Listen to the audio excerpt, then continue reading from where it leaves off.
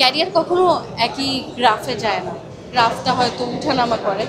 আমার কাছে মনে হয় যে সোফার এখন পর্যন্ত আমি জাস্ট একটা সমান গ্রাফে চলছি এবং এর মাঝে মাঝে আমি যখন যখন প্রয়োজন মনে হয়েছে তখন তখন নতুন গান উপহার দিয়েছি।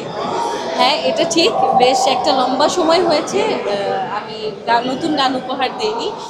সামনে আর কি কি কাজ আসছে, যদি তো অনেকদিন ওইভাবে গান রিলিজ হয় নাই। হ্যাঁ, আমার একটা বেশ সিক্রেট একটা প্রজেক্ট চলছে।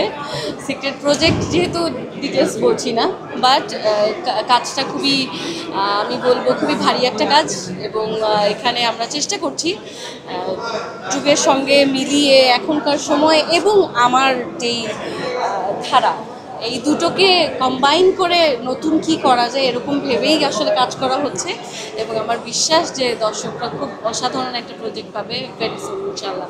আল্লাহর রহমতে আলহামদুলিল্লাহ আমি মিডিয়াতে কাজ শুরু করেছি 2012 সালে, কিন্তু বলবো যে পরিচিতি পেয়ে কাজটা একদম জাস্ট কনসিস্টেন্টলি করছি 2015 থেকে।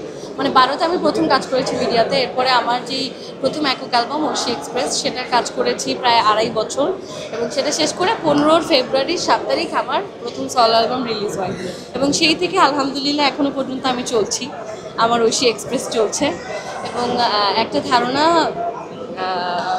ভাঙিয়ে দেই, সেটা হচ্ছে ক্যারিয়ার কখনো একই গ্রাফে যায় না, গ্রাফটা হয়তো উঠানামা করে।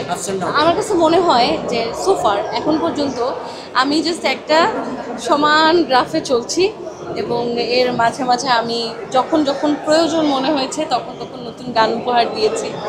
হ্যাঁ, এটা ঠিক, বেশ একটা লম্বা সময় হয়েছে আমি নতুন গান উপহার দিইনি। এটার কারণটা হচ্ছে আমি একটু নিজেকে নিয়ে এক্সপেরিমেন্ট করতে চাই, নিজেকে ভাঙতে চাই, আরও অনেক ধরনের কাজ করতে চাই, নিজে আরও শিখতে চাই। সো আমি ওই শিখে শিখে নিজেকে আরও ভেঙে নতুন নতুন গান বানানোর চেষ্টা করছি।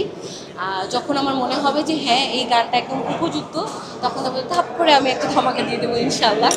বাট এত আসলে তাড়াহুড়ার কি আছে, লোভে পড়ে প্রতি বছর নতুন নতুন গান দিতে হবে, না দিলে আমি পিছিয়ে পড়বো, এরকম আসলে না বিষয়টা। কেন, আমি তো কনসার্ট করে যাচ্ছি, আমার তো কনসার্ট বন্ধ নেই আলহামদুলিল্লাহ। আমার আল্লাহ রহমতে কাজ মানে যেই গতিতে চলমান ছিল সেই গতিতেই চলমান আছে। আমার কাছে কখনো তো মনে হয়নি যে আমি পিছপা হয়েছি বা পিছিয়ে গিয়েছি বা থেমে গিয়েছি, এটা আমার কখনোই মনে হয়নি, কারণ আমি সবসময় চলমান। আমি যেভাবে আমি গানা পড়াশোনা করে যাচ্ছি জাস্ট এই একইভাবে আমি গানা পড়াশোনা করেই যাচ্ছি।